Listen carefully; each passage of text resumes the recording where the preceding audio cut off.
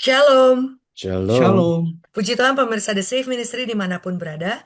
Kami sangat senang bisa bertemu kembali dengan pemirsa di channel The Safe Ministry di mana kami kaum para awam yang senang berdiskusi Alkitab melalui pelajaran sekolah sahabat.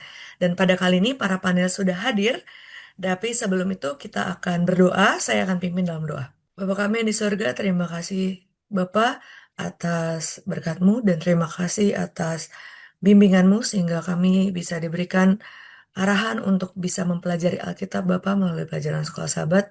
Berkati agar kami bisa mengerti dan sesuai dengan apa yang Engkau inginkan. Bantu kami dalam membaca Alkitab, dalam mengulik pesan yang ingin Engkau kami mengerti ya Bapak. Terima kasih Bapak dalam nama Yesus Kristus kami berdoa. Amin. Baik, pada minggu ini pelajaran kita akan berjudul Iman Kita dan kita akan mendengarkan pengantar akan pelajaran minggu ini. Ayat inti kita terdapat dalam Ibrani 11 ayat 1. Iman adalah dasar dari segala sesuatu yang kita harapkan dan bukti dari segala sesuatu yang tidak kita lihat. Iman itu adalah salah satu konsep yang mungkin bisa dibilang abstrak oleh banyak orang.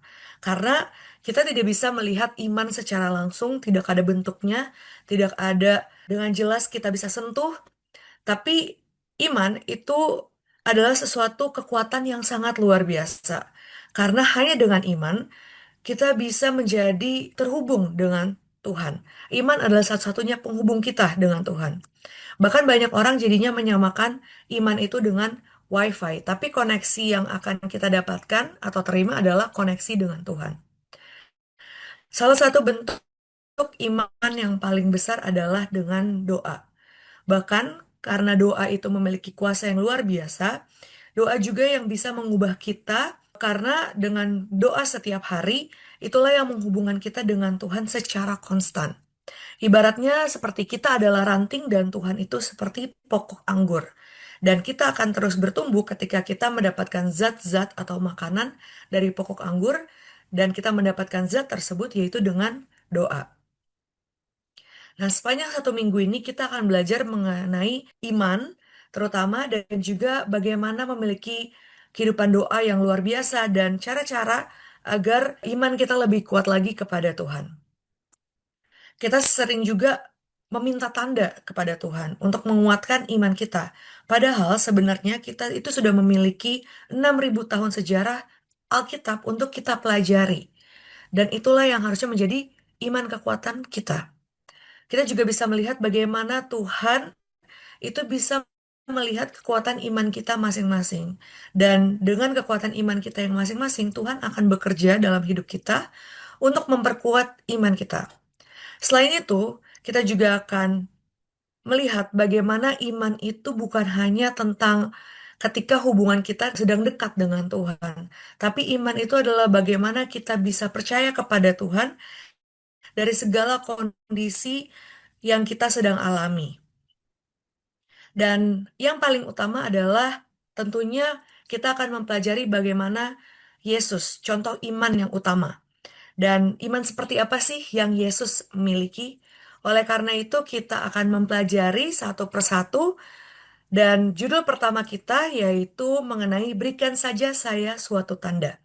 Yang akan kita dengarkan penjelasannya dari Pak Tobi. Baik, terima kasih Saudari Beatrice dan pemirsa The Safe Ministry.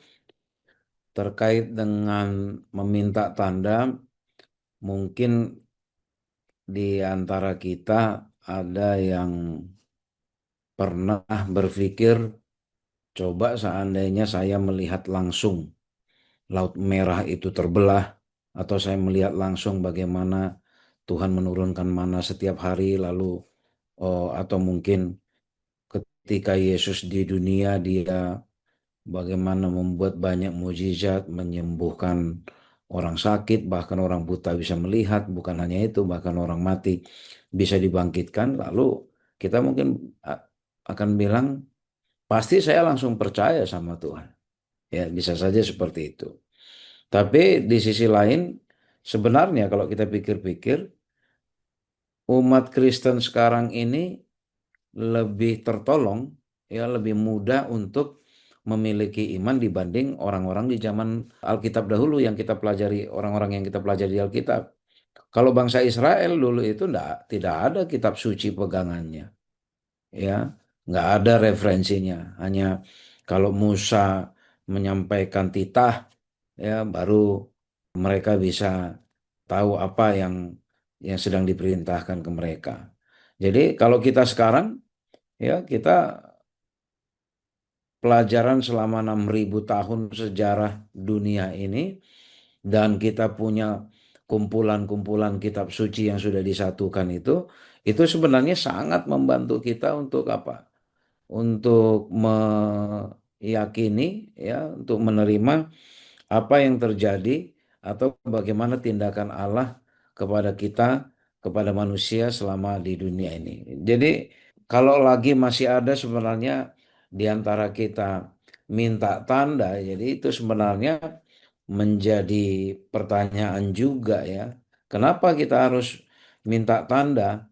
Ya, kalau misalnya tanda-tanda kedatangan Kristus bahkan di banyak kitab suci, terutama di Matius 24 misalnya, sudah dikasih tahu itu nanti bagaimana tanda-tanda ke depan ini. Nah, kita coba melihat satu waktu, pada waktu Yesus ada di dunia, di Markus 8 ayat 11-12 itu, orang Farisi juga datang kepada Yesus, ya. Dia datang, dia minta tanda, ya. Coba kita sama-sama buka di Markus 8, ya. Kita sama-sama di ayat 11 dan 12, bunyinya demikian. Lalu muncullah orang-orang Farisi dan bersoal jawab dengan Yesus, ya, ketika mereka lagi diskusi, ya. Untuk mencobai dia, mereka meminta daripadanya suatu tanda dari sorga. Nah, memang orang Farisi ini minta tanda itu bukan karena memperkuat iman mereka sebenarnya. Memang mau menguji Yesus. Lalu dalam bahasa manusia, dalam bahasanya Markus, Markus bilang, maka mengeluhlah ia dalam hatinya. Ya, dalam bahasanya Markus, Yesus dibilang mengeluh dan berkata, mengapa angkatan ini meminta tanda? Aku berkata kepadamu, sesungguhnya kepada angkatan ini sekali-kali tidak akan diberikan tanda. Mau tanda apa lagi yang mau diminta sama mereka? Nyata-nyata di depan mata mereka kan semua kejadian itu. Ya, semua kejadian itu ada di hadapan mereka, tapi memang dasar orang Farisi, ya, orang Farisi karena memang tidak mau percaya kepada Yesus, maka apa yang sudah dibuat Yesus, ya, dipertanyakan, ya, dipersoalkan sama mereka. Nah, sekarang apakah kita juga akan berdebat, ya, kepada Yesus dan meminta tanda seperti orang Farisi? Ya, ya, ini mungkin kalau karena kita kurang iman, ya, kalau karena kita kurang iman bisa saja itu terjadi. Padahal apa? Padahal kalau kayak kita, ya, apalagi yang kurang? Pelajaran-pelajaran di kitab suci sudah memberikan banyak banyak hal yang cukup bagi kita untuk mempercayai. Belum lagi pengalaman hidup kita masing-masing, ya. Nah, oleh karena itu kita perlu apa? Kita memerlukan apa yang disebut pembaharuan rohani. Ya, supaya apa? Kita ndak lagi harus terikat atau harus tergantung kepada apa? Kepada tanda-tanda. Jadi jangan sampai nanti selalu dalam setiap doa kita, Tuhan kasih tanda kepada saya. Kalau nggak, kalau tidak, kalau ada begini saya akan percaya. Ya, jangan jangan kita yang mengatur tanda dari Tuhan, gitu, ya. Jangan kita mengatur bagaimana skenario dari Tuhan. Nah, daripada kita membuat Yesus mengeluh dalam hatinya, ya, kita coba ingat kata-kata Yesus kepada Thomas, berbahagialah mereka yang tidak melihat namun percaya. Ya, sekarang kita tidak melihat semua peristiwa itu. Ya, peristiwa-peristiwa yang luar biasa yang Tuhan lakukan dan yang sudah dibukukan di kitab suci. Tapi berbahagialah kita karena begitu banyak peristiwa yang ditunjukkan, ya, kecuali kita menganggap Alkitab itu adalah sebuah kitab dongeng, ya, tentu kita akan sulit mempercayainya. Nah, Allah dikatakan tidak meminta kita juga untuk punya iman yang buta, dalam artian oh ya percaya gegabah begitu saja. Enggak, ya. Allah juga memberikan apa? Memberikan begitu banyak, ya, begitu banyak alasan atau begitu banyak bukti bagi kita. Walaupun dikatakan tadi definisi iman adalah dasar dari segala sesuatu yang kita harapkan dan bukti dari segala sesuatu yang tidak kita lihat. Ya, banyak sekali bukti yang tidak kita lihat tapi terlihat sebenarnya. Terlihat di mana? Terlihat ya kita pelajari di dalam kitab suci yang diberikan dan juga di dalam banyak penuntun yang lain, terutama juga di dalam pengalaman hidup kita. Oleh karena itu, ya pemirsa The Safe Ministry, kita sebagai orang Kristen, kita tidak perlu lagi harusnya perlu lagi ada untuk ragu-ragu. Kalau sebagai manusia memang selalu ada saja ruang untuk meragukan ya. Tapi kunci dari semuanya ini, mari kita pusatkan perhatian kita terhadap hal-hal yang Yang meneguhkan iman. Jangan kita fokus kepada hal-hal yang menumbuhkan keraguan. Ya benar nggak sih Yesus itu membuat air menjadi anggur? Ya kan? Nggak mungkin lah. Nggak mungkin lah Yesus membangkitkan Lazarus. Ya, nggak mungkin lah Yesus bisa mencelekkan orang buta. Ketika kita semakin mengatakan tidak mungkin, maka semakin banyak semakin banyak keraguan kita dan bahkan akhirnya kita tiba kepada satu ujung di mana semua yang kita baca itu kita ragukan dan ujung-ujungnya kita pun tidak mempercayai kitab suci dan ujung-ujungnya kita pun tidak mempercayai Yesus karena apa? Karena kita tidak tidak mempercayai penyataan Allah melalui kitabnya. Nah, pemirsa The Safe Ministry, saya pikir dalam waktu 60 detik pun kita seandainya kita diberi kesempatan merenung, banyak sekali waktu yang bisa atau banyak sekali hal yang kita bisa jabarkan bagaimana iman itu bekerja, bagaimana Yesus, bagaimana Allah melakukan segala keajaiban, bagaimana Allah adalah Allah yang patut kita sembah, bagaimana kita mengakui akhirnya kita adalah ciptaan Allah dan seterusnya. Itulah yang menjadi pelajaran bagi kita hari ini, Saudara Beatrice dan pemirsa The Safe Me. Terima kasih Pak Tobing. Selanjutnya, topik yang akan kita diskusikan bersama-sama yaitu Yesus melihat iman kita. Mungkin satu pertanyaan yang perlu kita mengerti bagaimana atau apa yang harus kita lakukan ketika kita memiliki keraguan iman. Silakan Pak Fajar. Baik, terima kasih Beatrice dan pemirsa The Safe Ministry. Ini pertanyaan bagus ya. Bagaimana kalau terjadi ada satu keraguan dalam iman kita?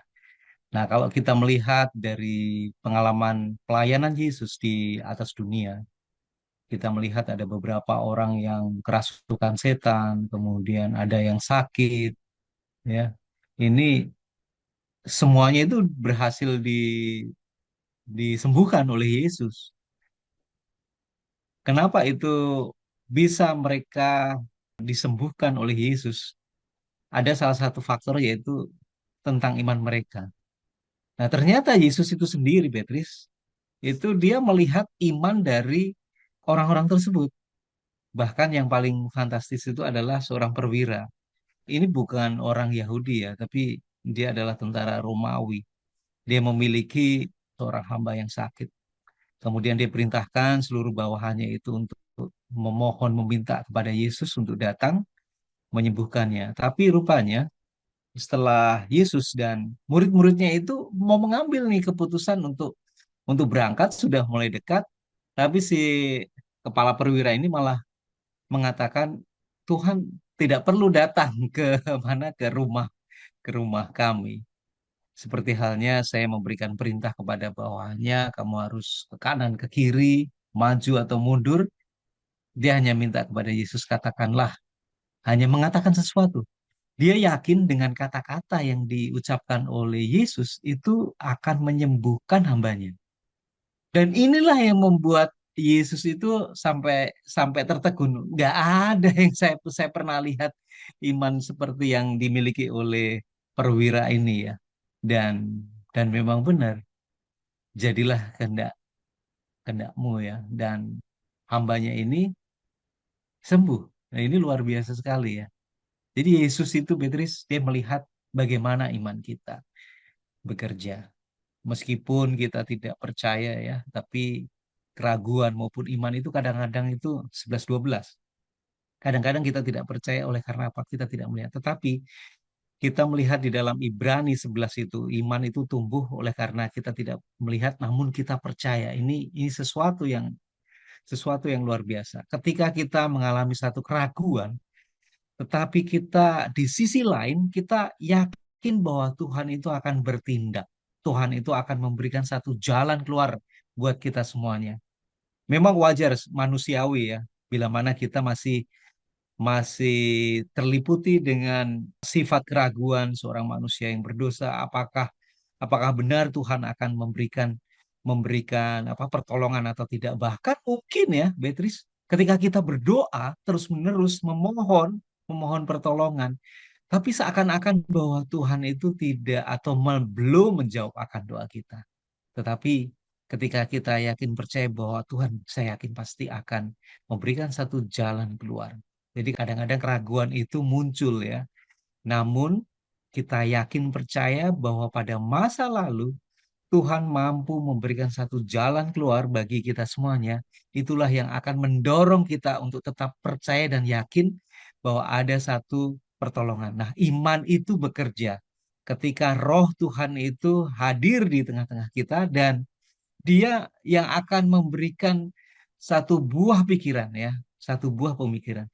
Meskipun kita merasa bahwa keajaiban mukjizat itu belum ada, namun setidaknya Tuhan memberikan satu kekuatan buat kita untuk tetap bertahan. Jadi iman bekerja melalui Roh Tuhan yang diberikan oleh Dia. Ketika kita berdoa, kita juga meminta pertolongan kekuatan daripada Dia. Ketika kita membaca firman Tuhan, Alkitab, itulah yang akan memberikan satu jawaban bahwa Tuhan tidak akan pernah meninggalkan umatnya. Demikian Beatrice dan pemirsa The Safe Ministry. Terima kasih, Pak Fajar. Selanjutnya, judul pembicaraan kita yaitu iman bukanlah perasaan. Seringkali iman itu disamakan dengan biji sesawi. Apa artinya iman sebagai biji sesawi? Silakan Pak Tobing. Baik, pemirsa The Safe Ministry, dikatakan iman bukan perasaan. Dan di sini dikaitkan juga pada satu kali Yesus bilang seandainya kamu punya iman sebesar biji sesawi, kamu bisa memindahkan gunung. Pemirsa The Safe Ministry, biji sesawi itu besarnya itu kira-kira sebesar wijen, ya, sebesar biji wijen gitu. Jadi Yesus bilang, kalau segitu saja iman kita, dia bilang, kita udah bisa memindahkan gunung. Nah, kenapa Yesus mengatakan seperti itu? Karena Yesus melihat bagaimana kok tidak percayanya orang-orang ya pada saat itu. Padahal apa yang mereka cari, apa yang mereka pelajari, semua ada terjadi di depan mata mereka. Mereka bersama dengan Yesus pada saat itu. Nah, jadi seandainya kita memiliki iman sebesar biji sesawi, tapi dikatakan apa? Itu bisa membawa perubahan besar. Kalau biji sesawi itu bertumbuh, ya itu bisa jadi pohon yang besar. Nah, jadi penting bagi kita, ya penting bagi kita seperti biji sesawi itu yang tumbuh jadi pohon besar. Iman kita juga harusnya bertumbuh, ya bertumbuh dan ya tidak menetap begitu saja. Nah, tapi dikatakan begini, ya iman itu sebenarnya juga adalah anugerah dari Allah. Ya, kalau kita lihat di Efesus 2 ayat 8, ya iman itu berkaitan dengan apa? Dengan keselamatan kita. Apa dikatakan? Sebab karena kasih karunia kamu apa? Diselamatkan oleh iman. Ya, sebab karena kasih karunia diselamatkan oleh iman. Nah, ini kita harus benar-benar meresapi kalimat ini ya. Sebab karena Yesus ya, karena kasih karunia kita diselamatkan oleh apa? Oleh penerimaan, oleh kepercayaan kita bahwa Yesuslah yang menyelamatkan kita. Jadi artinya bukan karena usaha kita apapun kita selamat. Tapi ketika kita beriman bahwa kita diselamatkan oleh kasih karunia, ya sesungguhnya disitulah kita mengalami keselamatan itu. Nah, kita harus benar-benar memahami ya bahwa iman itu bukan sesuatu yang sifatnya material ya, tapi iman itu tanggapan ya. Tanggapan kita, respon kita yang digerakkan oleh Roh Kudus. Itu makanya dikatakan ini bukan perasaan.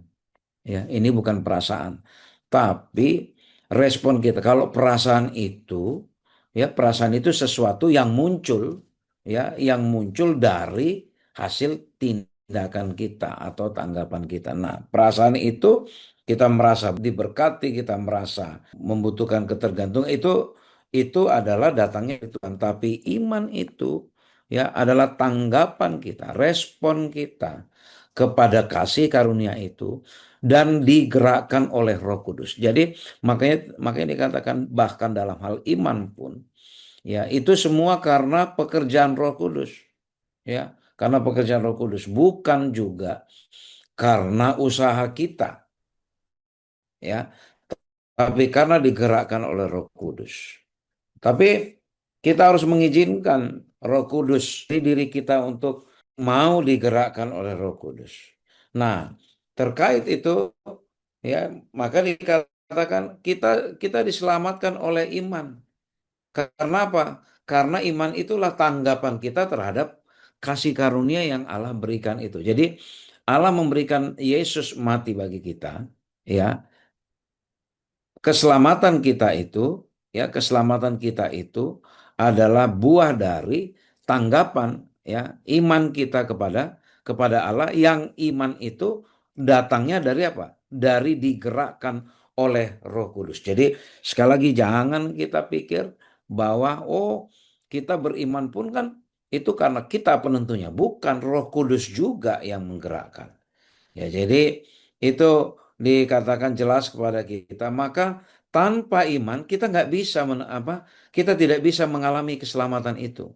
Kita tidak bisa merasakan bagaimana buah dari pekerjaan kasih karunia itu. Buah dari pekerjaan Yesus yang sudah mati bagi kita. Kita nggak bisa. Contoh, ya, banyak orang katakanlah di muka bumi ini yang tidak mengimani bahwa kita diselamatkan oleh Yesus, maka keselamatan itu tidak tidak berbuah bagi kita, ya, tidak berbuah. Oleh karena itu pemirsa The Safe Ministry, pentingnya iman, ya, karena iman sangat berhubungan dengan apa? Dengan keselamatan. Lalu kita juga harus ingat sekali lagi bahwa iman bukan perasaan. Ya. Banyak orang yang dikatakan tidak menjalankan iman yang menjadi kewajiban. Ya, karena mereka merasa bahwa iman itu tergantung tergantung perasaan kita, ya, bagaimana kita merasakan tindakan Allah kepada kita. Bukan, ya, perasaan itu adalah akibat dari iman yang kita miliki. Nah, sebagian orang dikatakan gini, merasa seolah mereka tidak memiliki iman karena mereka merasa tidak dekat dengan Allah. Jadi bukan perasaan penentunya, ya, tetapi ya iman itu adalah respon kita bagaimana kita mempercaya Allah. Bahkan dikatakan justru pada saat kita merasakan, ya, kita merasa jauh dari Allah, ya, justru ketika kita merasa bahwa kita tidak benar di hadapan Allah, justru ketika kita merasakan bagaimana kita begitu berdosanya di hadapan Allah, disitulah saatnya bagi kita apa? Melatih iman kita untuk apa? Untuk datang kepada Allah. Jadi perasaan tidak boleh menjadi mendominasi di dalam pengalaman rohani kita, karena perasaan kita bisa saja kita salah, ya. Perasaan kita bisa saja kita salah. Perasaan ini kan dipengaruhi oleh pengalaman hidup, oleh pengalaman masa lalu, oleh pengetahuan, ya. Tapi iman bukan ditentukan oleh itu. Tapi iman itu adalah, ya, seperti di atas hafalan kita, bagaimana kita meyakini, ya, bagaimana kita percaya terhadap sesuatu yang tidak pernah kita lihat, ya, tapi kita bisa mengalaminya, ya, tapi kita punya punya pengharapan terhadap yang kita tidak bisa lihat itu. Nah, itu iman. Kalau perasaan sangat situasional sifatnya, ya. Jangan sampai nanti ketika kita dapat berkat, wah, kita bersuka cita. Lalu ketika kita apa yang kita inginkan tidak kita dapat, lalu kita bilang, oh ini karena iman saya lemah. Bukan seperti itu. Ya, berkat yang Tuhan berikan kepada kita yang mempengaruhi perasaan kita, itu adalah tindakan yang Allah lakukan ke kita. Tapi iman itu adalah respon kita terhadap siapa itu Allah. Ya, jadi ini supaya dibedakan. Jadi jangan jangan tergantung kepada perasaan. Sekali lagi perasaan itu sangat situasional, berubah-ubah. Tapi iman itu adalah apa? Keyakinan kita di dalam mempercayai siapa itu apa? Siapa itu Allah, mempercayai sesuatu yang tidak kita lihat dan merupakan bukti, ya. Bukti dari apa yang kita tidak pernah lihat tapi kita bisa harapkan, ya, kita bisa harapkan, yaitu apa? Itulah pengharapan di dalam Allah, pengharapan di dalam kasih karunia. Demikian Saudari Wit. Baik, Pak Tobing. Selanjutnya adalah mengenai contoh-contoh iman. Dalam pelajaran topik kali ini, ada satu pasal yang akan kita pelajari bersama-sama, yaitu Ibrani 11. Hal-hal atau contoh-contoh iman apa saja yang bisa kita pelajari dari pasal ini, Pak Fajar? Ya, Beatrice dan pemirsa The Save Ministry ya. Jadi kalau untuk berbicara tentang iman, memang kita akan membaca lebih banyak dari Ibrani pasal 11. Di situ banyak sekali tokoh-tokoh yang memiliki iman, seperti halnya Habel, kemudian Henok, kemudian Abraham. Ini menjadikan satu contoh bagi kita bagaimana mereka memiliki kepercayaan kepada Tuhan ya. Dan bagaimana Henok sendiri pun dia bergaul bersama dengan Tuhan dan oleh karena imannya dia diangkat ke surga. Ini sesuatu hal yang luar biasa yang bisa menjadi contoh bagi kita agar kita memiliki iman seperti halnya yang mereka punya saat itu ya. Percaya sepenuhnya kepada Tuhan. Percaya sepenuhnya kepada Tuhan. Dan Ibrani 11 ini menggambarkan iman yang cukup jelas ya dan sangat terang bagaimana mereka hidup pada zaman Alkitab, bagaimana mereka mengenal Allah, kemudian bagaimana mereka memiliki hubungan yang hidup dan kuat dengan itu, dan satu-satunya mereka memerlukan iman yang percaya sepenuhnya. Nah, iman sebiji sesawi sebetulnya sudah cukup untuk memulai satu hubungan dengan Tuhan ya, bertumbuh bersama dengan Dia, yakin bahwa Tuhan akan tetap memelihara kepada dia. Nah, iman itu datang dari pendengaran. Bagaimana kita bisa mendengar suara Tuhan melalui firman-Nya. Jadi Alkitab ini menjadi salah satu sumber bagi kita ya untuk agar iman kita itu semakin kuat dengan membaca firman Tuhan ini. Yang kedua yaitu tentang doa. Hubungan yang terus-menerus berkomunikasi dengan Tuhan yang ada di surga, tentunya ini akan menumbuhkan Tuhan. Kemudian yang ketiga, meminta iman, meminta Tuhan untuk menambahkan iman dia. Ini contohnya adalah seorang ayah ya, seorang ayah yang datang kepada Yesus dengan anak yang kerasukan setan dan selalu berseru bahkan menangis ya. Dia meminta Tuhan, aku percaya, tolonglah aku yang tidak percaya ini. Jadi dia membutuhkan pertolongan bahwa Tuhan itu mau menambahkan iman dia. Meskipun ya, dia sadar, dia percaya kepada Tuhan, tapi ada sesuatu yang lain yang dia kurang begitu percaya kepada Tuhan. Tapi dia meminta kepada Tuhan Yesus supaya dia ditambahkan imannya semakin semakin kuat ya. Dan memang terbukti ya, anaknya itu dapat disembuhkan oleh Yesus, Beatrice. Dan ini sangat sangat luar biasa pengalaman ini. Mengapa hal itu terjadi? Oleh karena iman ayahnya ini orang yang tidak percaya, tapi dia mencoba untuk menaruh percaya kepada Yesus bahwa dengan dengan apa yang dilakukan Yesus, dengan tindakan yang dilakukan oleh Yesus kepada anaknya yang kerasukan setan itu akan ada satu kesembuhan. Nah, tadi seperti halnya dengan Saudara Elvin ya, iman itu bukan satu perasaan, tetapi ya bukan satu perasaan saja, tetapi itu keputusan kita untuk menaruh percaya kepada Yesus. Bagaimana kita menaruh percaya kita kepada Yesus meskipun kepada Tuhan ya, meskipun kita merasa kita tidak melihat secara langsung, tapi keputusan kita untuk tetap percaya, menaruh percaya kepada Yesus itu menunjukkan iman kita sepenuhnya kepada Dia. Demikian, Beatrice dan pemirsa di Safe Ministry. Baik, Pak Fajar. Selanjutnya yaitu iman Yesus. Apa artinya ketika kita memiliki iman seperti Yesus dan mengapa iman Yesus itu sangatlah penting untuk kita bisa miliki? Silakan Pak Fajar. Iya, Beatrice dan pemirsa di Safe Ministry. Ini menarik sekali ya. Kalau kita berbicara tentang iman Yesus, iman kepada Yesus, dan Yesus sendiri pun sudah memberikan satu contoh bagaimana dia menaruh percaya kepada Bapanya yang ada di surga.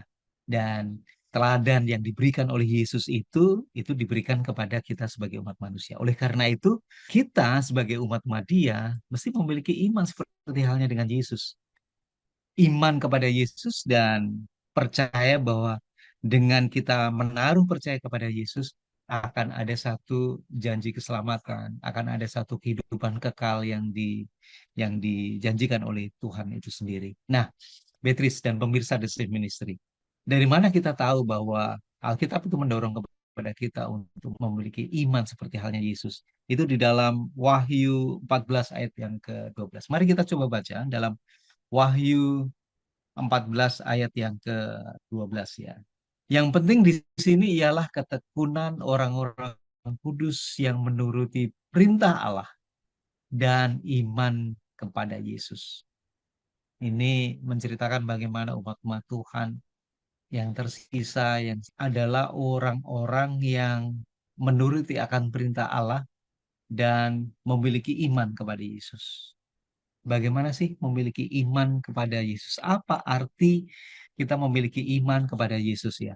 Kalau kita mempelajari bagaimana gereja kita, khususnya Beatrice, gereja Masih Advent hari ke-7 ya, iman seperti Yesus itu berarti menurut kepada Dia, mematuhi akan firman-Nya, dan meneladani iman yang Dia miliki, seperti halnya Dia kepada Allah Bapa yang ada di surga.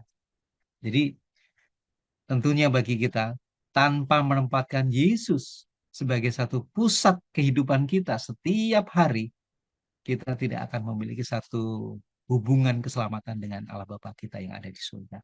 Jadi Yesus sendiri sudah memberikan satu contoh teladan bagi kita, bagaimana Dia menaruh percaya kepada Allah Bapa yang ada di surga, dan teladan ini diberikan kepada Yesus untuk kita, supaya kita juga memiliki satu iman kepada Dia.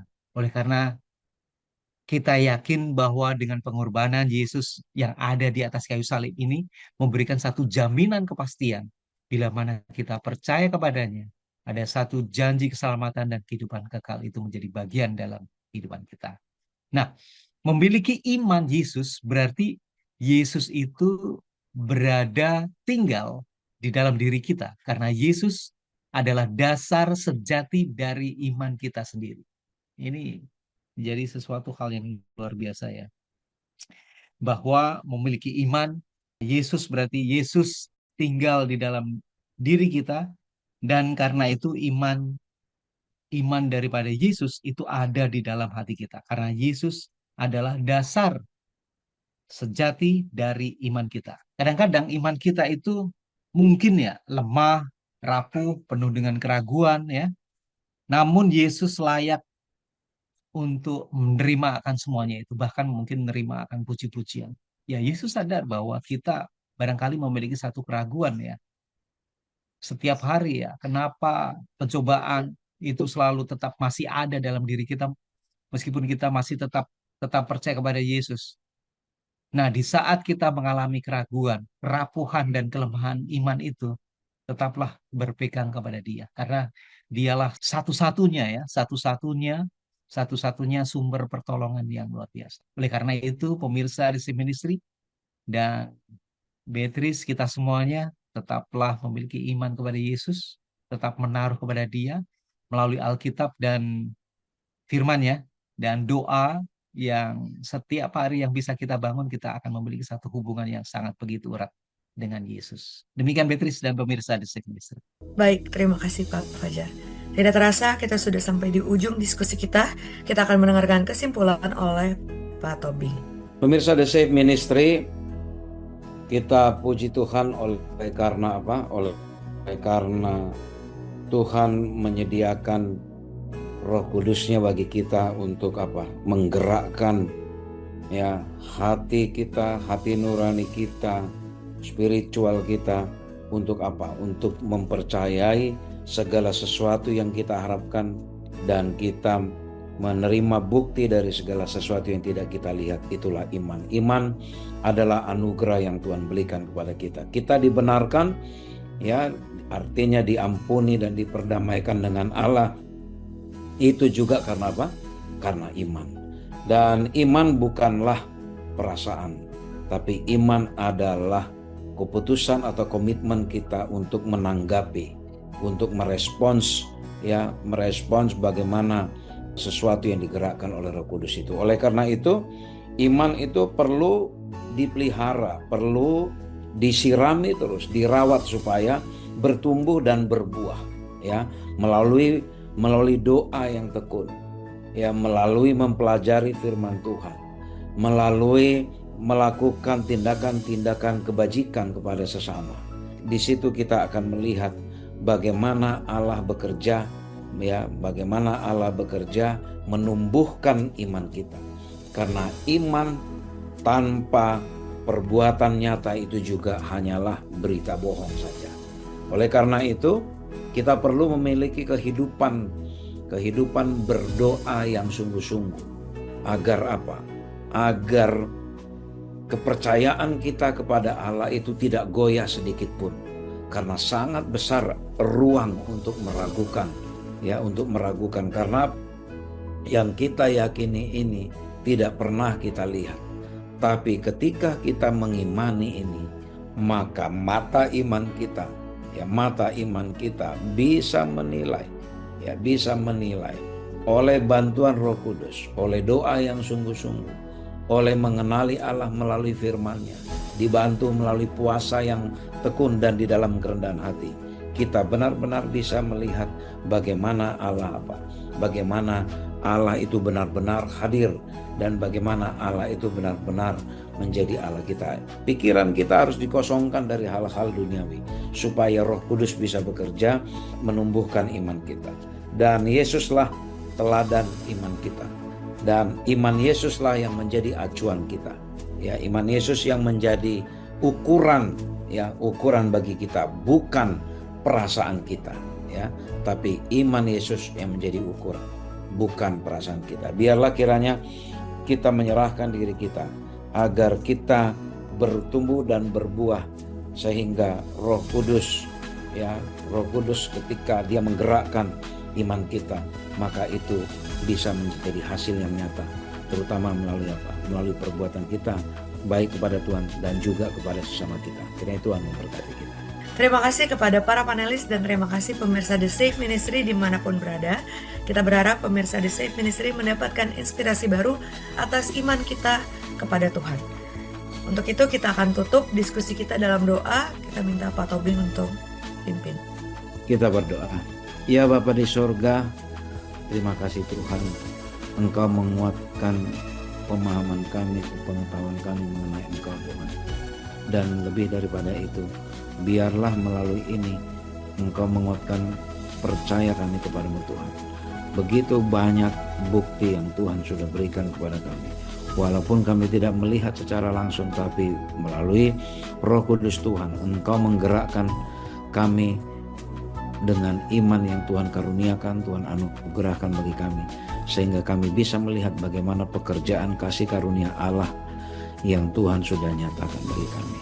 Biarlah Engkau izinkan kami juga Tuhan untuk mengalami iman yang bertumbuh, iman yang berbuah, sehingga nyata Tuhan melalui perbuatan kami juga, di mana kehadiran kami selalu menjadi berkat bagi orang lain dan nama Tuhan dimuliakan. Terberkatilah umat-umat Tuhan, pemirsa The Safe Ministry dimanapun berada, dan kami juga para panelis dan moderator. Biarlah kami semuanya bertumbuh di dalam iman, sehingga kami semakin hari semakin melihat bagaimana Tuhan bekerja kepada kami dan kami merasakan kedekatan yang benar-benar kami di dalam iman kami kepadamu Tuhan. Terima kasih Tuhan, mohon ampun kami dari pelanggaran dan dosa kami perbuat.